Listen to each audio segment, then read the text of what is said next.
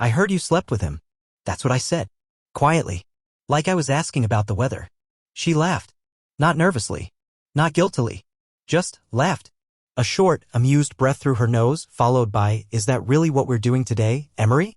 I stood in the hallway with her laundry basket in my hands, her running shorts on top. The same ones she wore that night. The night she said she was going to clear her head and ended up at his apartment for 3 hours without answering a single text. I didn't reply. I didn't have to. She knew I wasn't doing anything. I was surviving the fallout of something she already decided I'd never be strong enough to stop. "You really need to stop overthinking everything," she added, brushing past me like I was furniture. I dropped the basket. Not out of drama. My hands just gave up. In the movies, this is where the man becomes a storm. Smashes something. Demands the truth. Leaves dramatically. Me? I followed her. I followed her like a lost dog into the kitchen and watched her pour cold coffee from the fridge like nothing had happened. Then she sat down, opened her laptop, and started answering emails. I stood there until my legs started shaking. She looked up, annoyed. "Do you need something?" I did. I needed her to cry. I needed her to deny it. I needed her to scream and accuse me of spying. Anything. Anything except what she gave me, silence. Because silence confirmed what I feared, not just that she'd betrayed me, but that she'd already processed it, accepted it, and filed it away like a spreadsheet. I walked out. Not of the house. I didn't have that kind of courage yet. I just went to the garage and sat in my car. I don't even remember turning the key, but the dashboard lit up. I listened to the engine hum while I tried to remember how we got here. What did I do? Was I boring? Too soft? Too quiet? I stared at my own reflection in the rearview mirror and whispered, "You don't even look surprised." And I didn't. Because deep down I'd felt it coming. In the way she smiled less. In the way her goodnights turned into hum. In the way she started locking her phone at the dinner table, not with a password, but with intent. Still, I wasn't ready. Later that evening, I came back inside. She was watching TV, legs curled up, eating popcorn. Some true crime show. She paused it when I walked in, not to talk, just so she wouldn't miss anything. "I think I know everything," I said. "Then there's nothing to talk about," she replied. And that was it. Except it wasn't. Because the next morning, she took his side. Openly. Publicly. In front of people who knew us. And I, weak, tired, humiliated, I said something I never thought I would. And it changed everything. It was a Saturday. The kind where you're supposed to sleep in, eat pancakes, maybe clean out the garage if you're feeling ambitious. But not this one. This one started with a knock on the door at 9:12 a.m. sharp. I was still in a t-shirt I'd worn 2 nights in a row. She was in the living room with her legs up, scrolling her phone like we hadn't sat in a graveyard of silence for the past 48 hours. The knock came again, louder. And she jumped up like someone pressed a switch on her back. "I'll get it," she said way too fast. I already knew who it was. I didn't have proof, but my bones recognized his rhythm. And sure enough, when I peeked through the side window, there he was. Derek. He stood on my porch in joggers and a branded hoodie like he belonged to this house. Like he'd just come to pick up something he left here, not the woman he'd been secretly sharing with me. Laureen didn't even hesitate. She opened the door, smiled at him, and stepped aside like it was his place too. I stood halfway down the stairs, frozen, watching this little play unfold like I'd stumbled into the wrong scene. He glanced up at me and gave a nod, that fake masculine, "Hey bro," nod that made my stomach twist. He didn't look ashamed. He looked like someone who thought I should have been gone by now. Laureen looked between us then, and I still can't believe she said this. She asked, "Can you give us a minute?" Us. Not me and my husband. Not Derek needs to leave. No. Can you give us a minute? I didn't move. I think part of me expected her to laugh it off, to say she was joking, that this wasn't what it looked like. But instead, she closed the door halfway between them and me and whispered something I wasn't meant to hear. But I did hear it. He's being dramatic again. Dramatic. After 9 years. After everything I put into this marriage. After holding her through her mother's cancer and sleeping in hospital chairs and selling my guitar to pay for the new transmission on her car. I was being dramatic. And Derek, well, he took her side. Of course, he did. He stepped in fully, didn't even look my way, and said, "Dude, if you can't handle her having friends, that's on you. She needs someone who doesn't suffocate her." My ears rang. Not from what he said, but from the fact that she didn't correct him. She didn't say, "That's my husband." She didn't say, "Don't speak to him like that." She just stood there. Quiet. As if her silence was a signature on some invisible document that transferred her loyalty elsewhere. I turned to go upstairs. I couldn't take it. I didn't slam the door. Didn't shout. but something inside me shattered. That quiet kind of fracture that you feel in your lungs more than your heart. And then, the final blow. She followed me up a few minutes later and said it in the calmest voice I've ever heard her use. Maybe you need to take some space. Not we. Not us. Just me. I laughed. Not out of humor. Out of pure emotional malfunction. I need space? You bring him into our home, you lie to me, you disappear for hours without a word, and I'm the one who needs space. She didn't flinch. She just said it again, this time softer. You're not handling this well, Emery. And that's when I said it. The words I hadn't planned. The words I didn't rehearse. They just came out of my mouth like a reflex. You've already chosen him. So why don't you both get the hell out of my life? That was the line. The moment the curtain dropped. The sentence that flipped the entire story from maybe we can fix this to there's no going back. She stared at me. For a second I thought she might cry. But then she did something worse. She smiled. Not a warm smile. Not even a cruel one. Just a smile of relief. Like I'd finally given her permission to stop pretending. And then she walked out. Left the room. Left me standing there. Left our marriage bleeding out on the floor. And all I could do was sit down on the bed we used to share and whisper the same question on loop. What did I do to deserve this? But the real answer hadn't even shown up yet. That part came the next morning. And it was public. It's strange how pain doesn't always feel sharp when it lands. Sometimes it seeps in like cold water in your shoes, annoying at first, then suddenly you're drowning. That's how it was the next morning. I hadn't slept. I stayed in the bedroom all night with the lamp on, replaying every second of that hallway moment where she stood between him and me and didn't even flinch. By morning, I figured she'd packed a bag and left. I even practiced what I'd say if she tried to come back for more of her things. But when I walked downstairs, she was there. In the kitchen. Making eggs. Like the past 24 hours had been a glitch in the simulation. And she was humming. That damn hum again. The same one she used to do when we were happy, when we were real. But now it felt stolen. Reused. Mocking. She looked up when she saw me, then turned back to the pan. Hey, she said like we were roommates after a minor disagreement. I didn't respond. I just stared. Not angry. Just empty. She handed me a plate, scrambled eggs, toast, 2 slices of bacon. I didn't touch it. She didn't seem to care. Then came the kicker. I told Derek we'd drop by the bookstore around noon.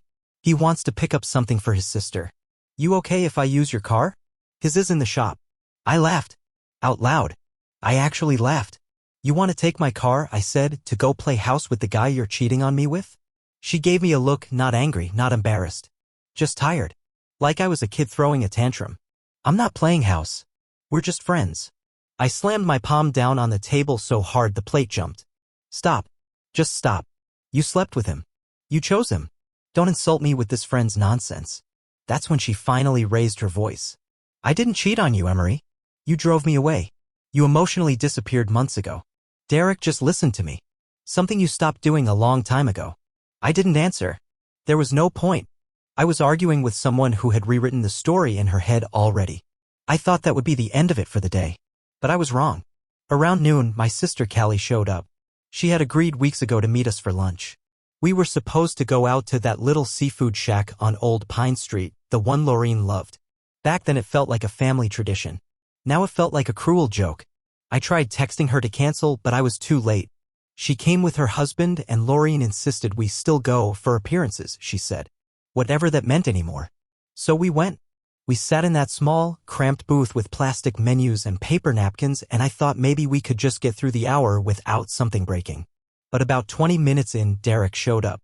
He walked in like it was the most natural thing in the world, saw us, and made his way over with this casual, smug look on his face. And before I could say anything, Laureen stood up and waved him over. Come sit, she said. There's room. Callie looked at me. Her husband froze mid-chew. And I just sat there like a ghost. Watching this man slide in beside my wife while everyone around us waited for someone, me, to do something. I didn't. Not yet. Derek made small talk like nothing was off. Asked about the shrimp tacos. Joked about the heat. And then, as if to push the knife in just a little deeper, he put his hand on Laureen's shoulder. That's when I snapped. I stood up slowly, my hands shaking. You know what, I said, trying to keep my voice steady, let's stop pretending. Let's not lie to each other's faces anymore. Laureen opened her mouth, probably to spin more of that nonsense about how I was imagining things. But I cut her off. I know about you too. I've known for weeks. You think I'm a fool? I've seen the messages. The video. The way you look at him. You're not sorry. You're not confused. You're just done with me and you don't even have the guts to admit it. The entire restaurant had gone silent. Forks froze midair. People stared. Callie looked like she might cry. Derek shifted uncomfortably, but Laureen didn't even blink. And then she said it. Right there, in front of my sister, her husband, and a dozen strangers. If you had been half the man he is, I wouldn't have needed him. I swear something inside me broke. Not a tear. Not a scream. Just a stillness. Like when the ocean goes silent right before the storm. I looked at her. At him.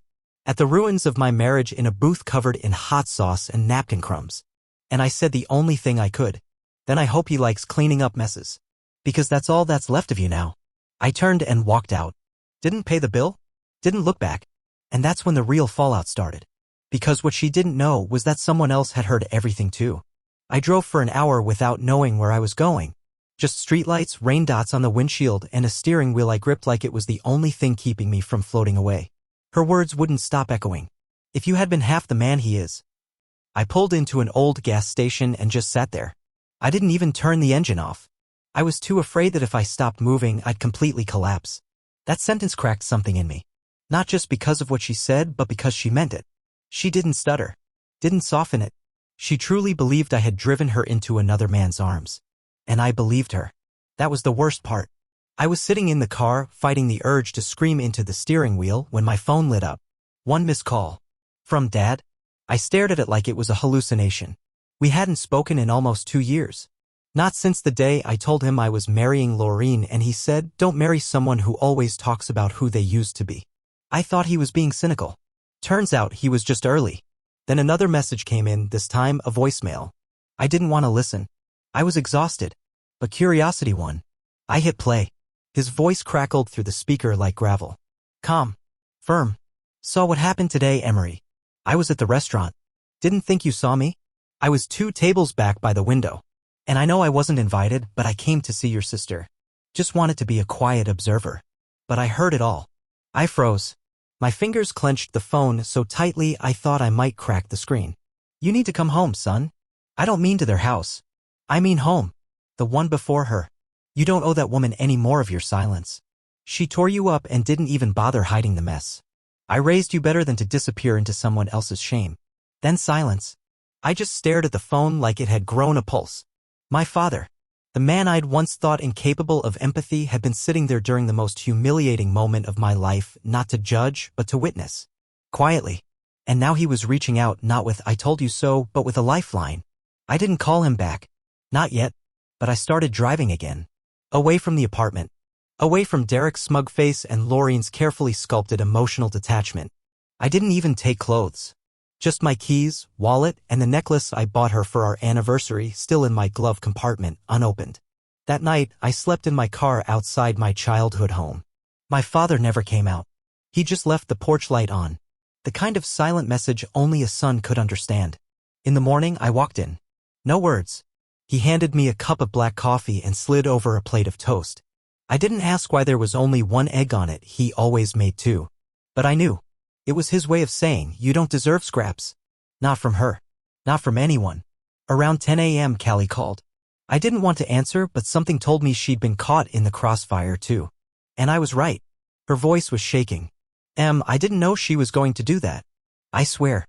She told me Derek wasn't coming. And then she said that disgusting line in front of everyone and acted like you were some kind of deadweight. I didn't say anything. Then came the part that made my stomach twist. She posted about it. I blinked. What? She posted a reel. Last night. Her and Derek.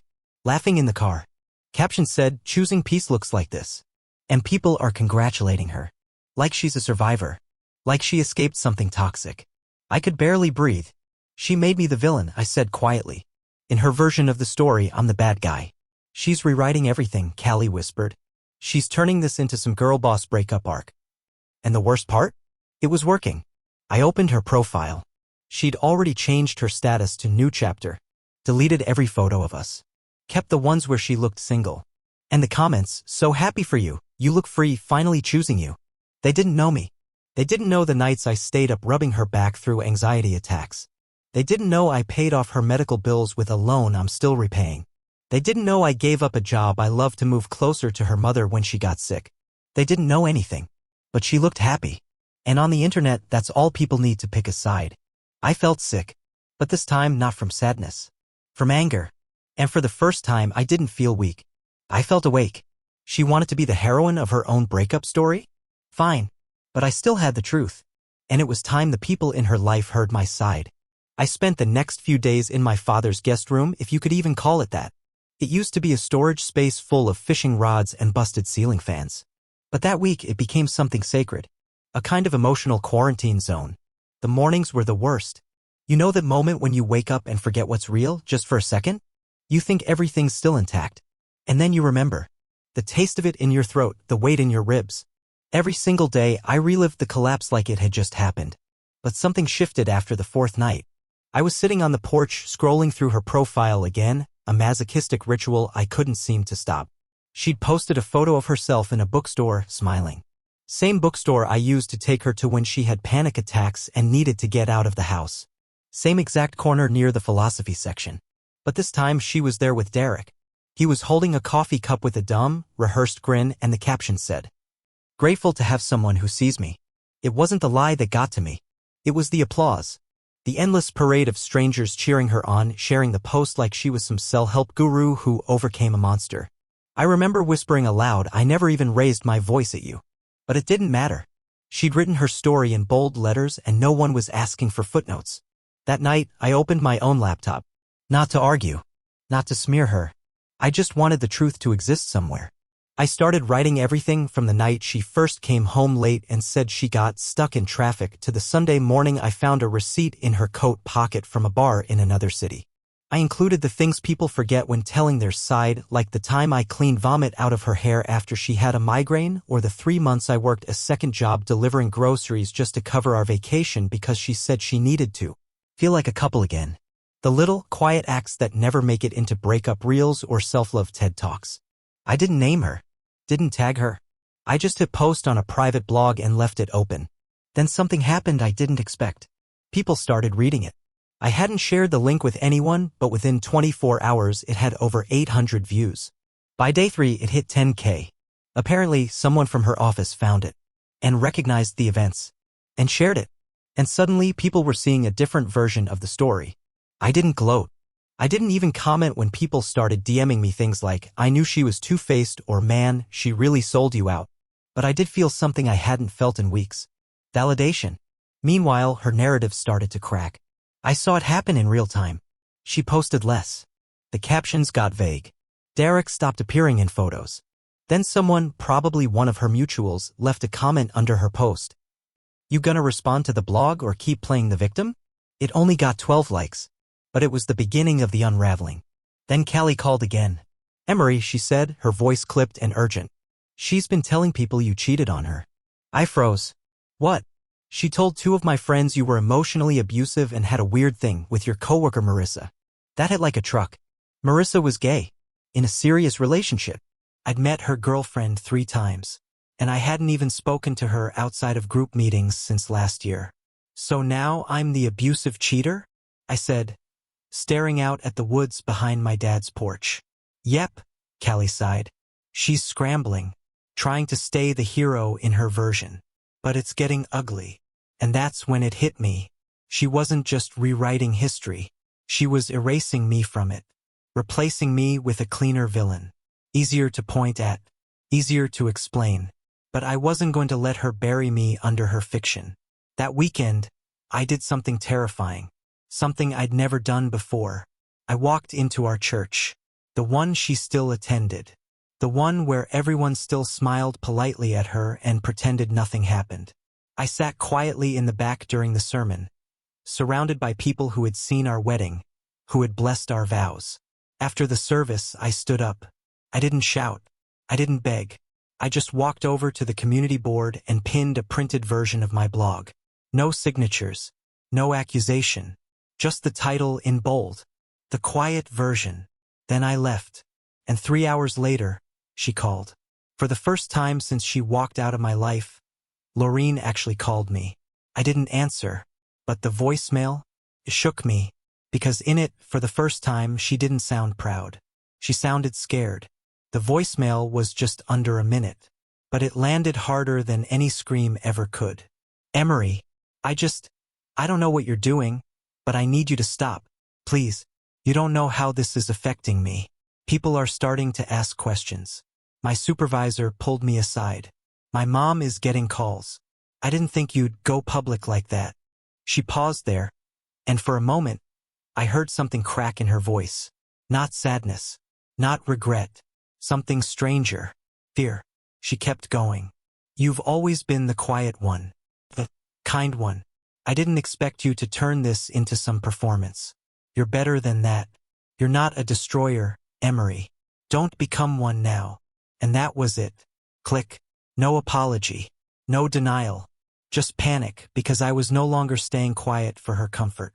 I stared at the screen for a long time. My thumb hovered over the callback button. But I didn't press it. Instead, I replayed the voicemail. Twice. Because something was off. She wasn't afraid of what she'd done. She was afraid of how I was telling it. That's when I finally understood what had been bothering me since all this started. Laureen wasn't scared of being wrong. She was scared of losing the version of herself she'd sold to the world. She built an identity on being seen as composed, intelligent, in control. And my silence had been her best shield, because if I wasn't speaking, then no one had reason to question her curated, carefully assembled image. But now, she couldn't control the narrative anymore. And the truth was spreading faster than her excuses. 2 days later, someone anonymously shared the blog link in a private social group we'd both belonged to. The post went viral within that circle. Messages started pouring into my inbox. Some were strangers. Some were former acquaintances. Some were even people who had once smiled at our photos on Facebook. But the one that stood out most came from her ex. His name was Owen. I'd never met him, but I remembered hearing about him once during our first year of marriage. She called him immature, jealous, and obsessive. He messaged me with just a few lines. Read your blog. I know that version of her. I lived it too. She made me think I was the problem for years. I'm glad someone else finally said it. That message didn't make me feel better. It made me feel sick, because it confirmed something I'd buried for years, that maybe I hadn't been the only collateral damage.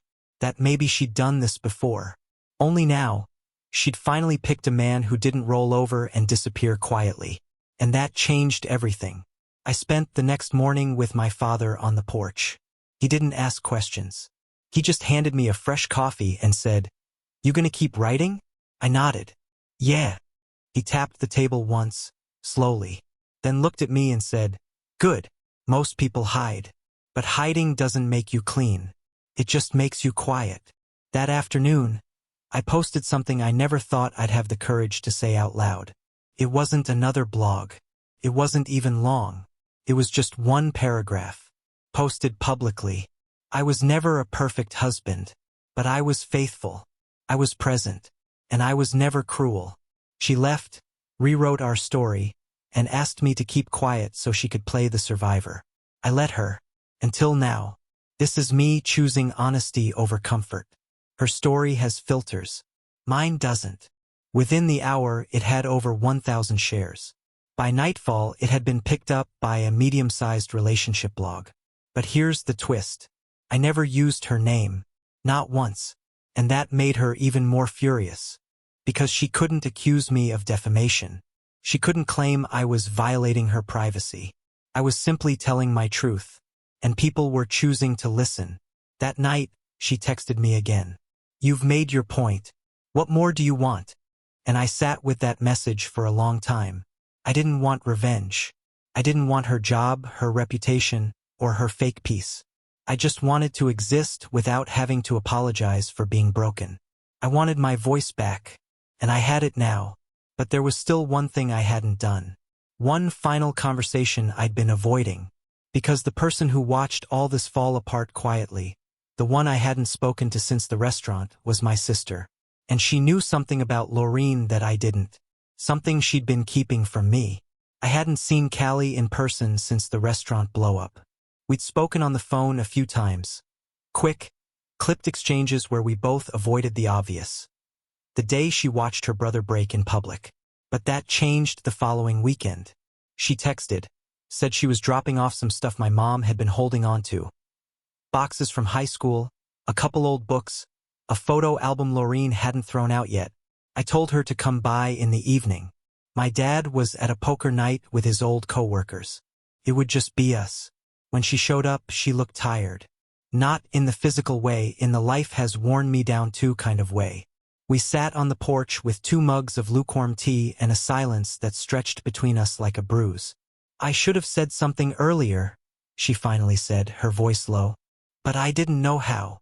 I looked at her carefully. About what? She ran her fingers along the mug rim, eyes locked on the horizon. About what she told me. Years ago. Before you married her.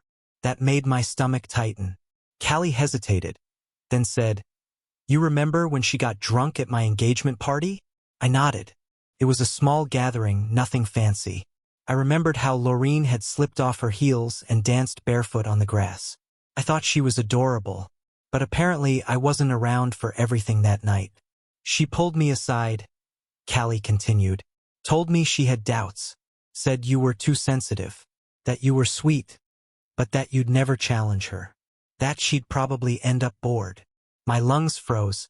She was laughing when she said it, like it was a joke, but it wasn't. I could see it in her eyes. I swallowed hard. And you didn't tell me? I was going to. But then she apologized the next day, said she was drunk, that she didn't mean it. And then you looked so happy, so convinced she was your forever. She finally looked at me. I couldn't ruin that. I didn't speak. Couldn't. My heart was making that horrible echoing sound again, the one it makes when it hears the truth a little too late. Callie placed her hand on mine. I'm sorry. I thought I was protecting you. But now I realize, I just gave her more space to hurt you. That night, after she left, I sat alone in the living room, surrounded by old yearbooks and dusty trophies and a half-empty bag of barbecue chips I'd lost my appetite for. And the truth hit me like a slow collapse. She never loved me the way I loved her. Maybe she loved the idea of me, the comfort I provided, the way I admired her, praised her, never questioned her. But not me, not fully, not vulnerably, not deeply. I was the soft landing, the quiet applause, and eventually she got bored of being clapped for. I thought that was the lowest point, but I was wrong. Because the next morning, someone emailed me from an anonymous account. The subject line, "You're not the only one." I opened it. Inside was a link. A private message board. Small. Niche. Mostly anonymous users. But the thread was public. It was a forum for people sharing their experiences with emotionally manipulative partners. And there, halfway down the page, was a post titled, "She called him her husband while she was in my bed." It was detailed. Painfully so. Descriptions of a woman who sounded disturbingly familiar. Same profession. Same humor. Same tattoo behind the ear. The timing lined up. 6 months before Laureen and I even got married. But what made my skin crawl wasn't the timeline. It was the user who replied under it. Derek. His username was different, but the writing was unmistakable. His tone, the smug little comments. The way he bragged about rescuing someone from a limp marriage. He talked about me like I was a walking corpse. He probably still doesn't know she was mine first. She was always going to come back. That sentence. That sentence. I felt everything inside me go numb. I reread it 10 times. Screenshot it. Saved the thread. This wasn't just betrayal. This was a setup. She never fell for Derek by accident. She'd gone back to something she'd already tasted before we even said our vows. This wasn't new. It was a long game, and I'd been the buffer. The placeholder. The convenient, sweet, soft-spoken fool. That night, I didn't sleep. I sat at my dad's kitchen table until 4 a.m. staring at a blank page, wondering if I should finally write everything. Not just about Laureen, but about me. Because for the first time since this nightmare began, I realized something that terrified me. I wasn't just a victim. I was complicit. I'd ignored red flags, let things slide, silenced my instincts because I was afraid to be alone. And maybe, just maybe, it was time to stop hiding behind being the nice guy. because nice had gotten me nowhere. But truth? Truth was catching fire. And I was ready to burn the old version of me down so I could finally start building someone new. Sunrise broke through the blinds before I even realized I hadn't slept again.